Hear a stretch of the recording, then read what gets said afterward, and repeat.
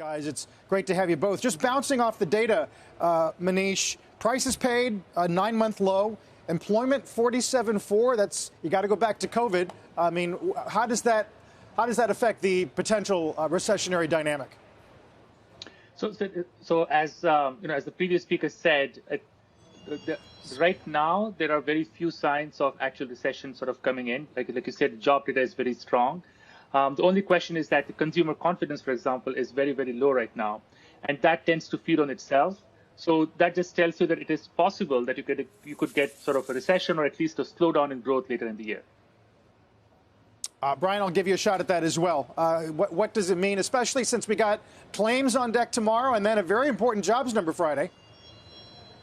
Yeah, it's very clear that the economy is slowing here, but that's all part of this process that's going to play out. And as the economy is slowing, you're seeing commodity prices down, and very critically, you're seeing inflation expectations come down. So the risk to this cycle is still very elevated. We know how cycles end: high and rising inflation, policy tightening, and inverted yield curve, and so the risks are still elevated. But we're starting to see progress that we need to see, which is rates lower, inflation expectations down, commodities off. So if we're going to navigate this narrow path to a soft landing, this is the process that we need to see play out.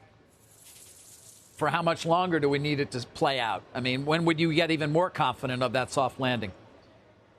Well, typically what you see is, the equity markets tend to respond when inflation on a year-over-year percent change has peaked and started to come down, and you get a bit more certainty on the policy front. I mean, to ease investors perhaps a little bit, if you look at the average peak-to-trough returns across each of the last 10 recessions, it's negative 31%. So the S&P 500 peak-to-trough has done what was the worst? 24%. And so a lot of that is the valuation adjustment, which is now likely behind us with interest rates going down. The question is, what type of hit to earnings do we get in an economic slowdown? But again, inflationary pressures seem to be moderating. That should help to give the Fed some comfort to ease a bit off their tightening stance. And I would think the markets would start to find a better footing as we move through this year into the fall. Manish, do you go along with that? If we continue to get some moderation in inflation and manage to skate through earnings season with some decent guidance, what does that mean for Q3 at least? So I think there are two different questions here. So one is, of course, the recession fears, and clearly recession concerns are already priced into the market. As oil is down, inflation expectations are down. But I think what the market is not really pricing in is stagflation, i.e. you could have a slowing growth, but what happens if inflation still stays elevated? So that would be a very nasty environment to be in, and this hope that the Fed will actually cut if growth slows might be ill-founded. That is a tail risk that we need to be concerned about. It's not your base case? That's not our base case. So stagflation is not our base case, but I think it's a tail risk which we need to worry about.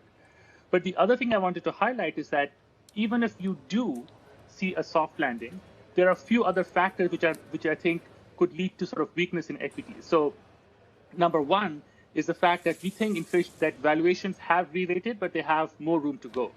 And this is purely because of where we are with inflation. Keep in mind that back in 70s, we had single-digit P ratios, and we are still, of course, in sort of mid to high single digits here.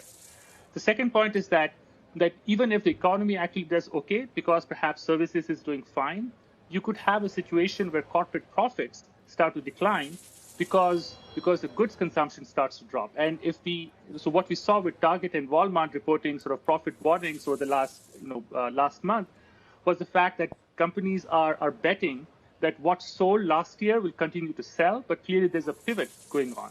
And that's a big headwind to earnings also.